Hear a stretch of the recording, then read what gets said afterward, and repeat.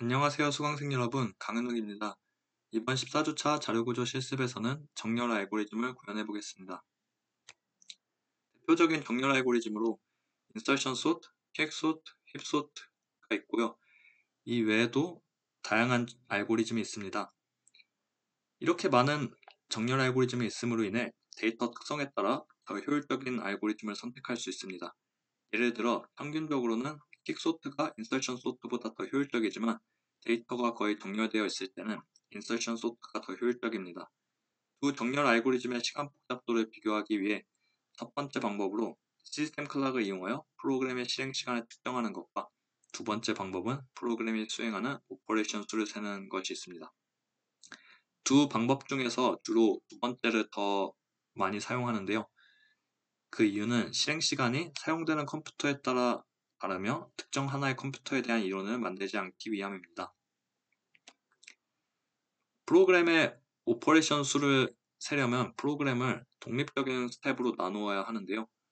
한 자료구조 책에서는 프로그램 스텝을 기준으로 프로그램의 오퍼레이션 수를 세고 있습니다. 프로그램 스텝이란 구문론적 또는 의미론적으로 의미가 있는 프로그램 세그먼트이고요. 이 프로그램 세그먼트는 인스턴스 캐릭터리스틱과 독립적인 실행 시간이어야 합니다. 하나의 프로그램 스텝으로 표현되는 계산량은 다른 스텝에 의해 표현된 것과 다를 수가 있고요. 예를 들어 간단한 대인문인 a는 2와 더 복잡한 a는 2 곱하기 b 더하기 3 곱하기 나누기 c 나누기 d 마이너스 2 더하기 f 나누기 g 나누기 a 또한 하나의 스텝으로 셀 수가 있습니다. 아래 코드 예시가 있고요. sum이라는 하나의 프로세서에 대해서 프로그램 스텝을 계산해 보겠습니다. 여기서 인스턴스는 정수가 되겠고요. 인스턴스 캐릭터리스틱은 n개의 정수를 더하는 거기 때문에 n이라고 설정을 했습니다. 이 n과 독립적인 연산들을 프로그램 스텝은 temp sum에 0을 초기화하는 것에 대해서 count라는 프로그램 스텝 값을 계산할 때 사용할 거고요. count는 전역 변수로 설정을 하고 0으로 초기화한 다음에 프로그램 스텝을 만날 때마다 1씩 증가시킬 수 있습니다. 또 루프가 n만큼 돌기 때문에 i를 만날 때마다 count를 1씩 증가시키고 또 temp sum에 i번째 넘버 리스트에 있는 원소를 더할 때마다 count를 증가시키고 또 마지막에 temp sum을 반환할 때 count를 1 증가시키는 코드가 있습니다. 이 코드에서 count를 제외한 다른 문장들을 제거를 하고 보면은 오른쪽과 같이 간단하게 볼 수가 있고요. 그러면 이 코드를 전체 스텝을 계산해 보면 루프에서 n번 카운트가 증가하기 때문에 2n 더하기 카운트 하나, 둘 해서 2n 플러스 2라는 토탈 스텝을 얻을 수가 있고 asymptotic 노테이션으로 표현하면 big of n이 되겠습니다. 앞에서 프로그램 스텝을 big of n, 즉 asymptotic 노테이션으로 표현을 했고요. 인스턴스 캐릭터스틱이 즉 n이 변함에 따라 다른 두 프로그램의 시간 복잡도 비교를 위해서 스텝 카운트를 결정을 했었습니다. 프로그램의 정확한 스텝 카운트를 구하는 것은 매우 어려운 일이고요. 또한 스텝의 개념 자체가 부정확하기 때문에 비교 목적으로 정확한 스텝 카운트는 유용하지가 않습니다.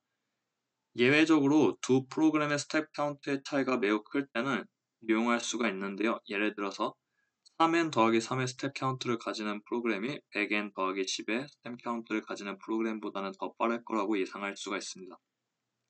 그러나 이러한 경우에도 100n 더하기 10이라는 정확한 스텝 카운트가 아니어도 대략 80n 또는 85n 또는 75n으로 표현해도 같은 결론에 도달할 수 있습니다. 충분히 큰 n 값에 대해 각각 cn to the 2 더하기 c2n과 c3 n의 컴플렉시티를 가지는 두 프로그램 중 후자가, 즉 C3n의 컴플렉시티를 가지는 프로그램이 C1n 제곱 더하기 C2n의 컴플렉시티를 가지는 프로그램보다 더 빠르다는 걸 알 수 있기 때문에 대부분의 상황에서는 타임 컴플렉시티가 C1n 제곱 이상이고 C2n 제곱보다 작거나 같다라는 진술을 하는 것으로 충분합니다.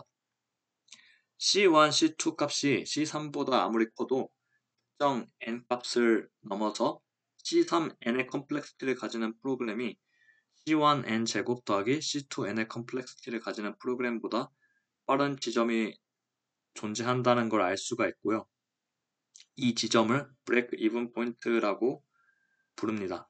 어떤 상수 C1, C2, C3에 대해 어떤 한 프로그램은 컴플렉시티가 C1n 제곱 더하기 C2n이고 다른 프로그램의 컴플렉시티는 C3n이라는 것을 아는 것만으로 브레이크 이븐 포인트가 존재하는 것을 알 수 있기 때문에 정확한 C1, C2, C3의 상수값을 아는 것이 그렇게 많은 장점을 주진 않습니다. 부정확하지만 의미 있는 타임 컴플렉스를 비고라는 용어로 표현할 수 있는데요. 비고의 정의는 f of n은 is big of g of n 일 때 n인데 필요 충분 조건, 즉 f of n이 c g of n보다 작거나 같을 때 모든 n과 상수 c와 n0에 대해서 양의 상수가 존재하면은 f of n은 big of g of n을 만족한다는 필요 충분 조건으로 정의할 수 있습니다. 앞에서 프로그램 스텝을 이용해서 오퍼레이션 수를 셀 수가 있고요. 또 프로그램에 수행하는 모든 인스트럭션 수를 세는 것으로 실행 시간을 대체할 수 있다고 생각할 수 있지만 다음과 같은 문제들이 존재합니다. 사용되는 프로그래밍 언어와 프로그래머 스타일에 의존적인데요. 예를 들어 C 언어는 자료 구조에서 포인터를 설정하지만 파이썬은 개발자가 설정하지 않습니다. 따라서 정확하면서 일반적인 측정이 필요한데 한 알고리즘 책에서는 컴플렉시티를 amount of work 단으로 정의하고 number of basic operation으로 측정을 하고 있습니다.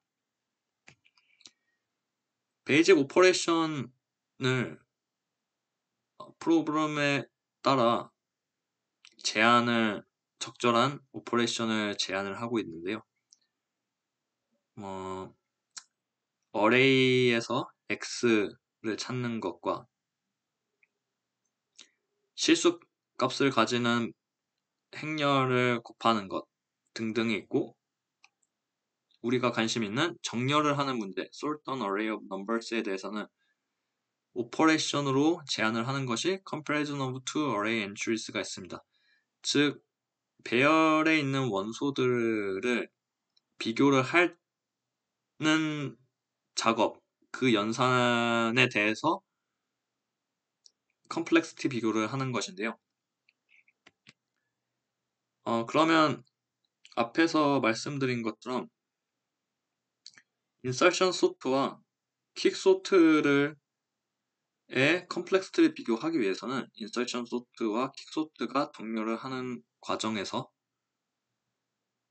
두 원소를 비교하는 연산이 발생할 때마다 count라는 값을 증가를 시켜줘서 즉 이 비교하는 과정이 베이직 오퍼레이션이 될 거고요. 이 두 비교하는 과정을 횟수를 출력해서 인서션 소트와 킥 소트의 컴플렉스를 비교를 할 수가 있습니다. 네, 다시 말씀드리면 무작위 순서로 구성된 정수 500개를 생성하고 생성된 500개 정수를 인서션 소트, 킥 소트를 활용하여 정렬할 때 발생하는 비교 횟수를 출력하는 문제를 통해서 이번 정렬 알고리즘 구현을 연습해 보면 되겠습니다.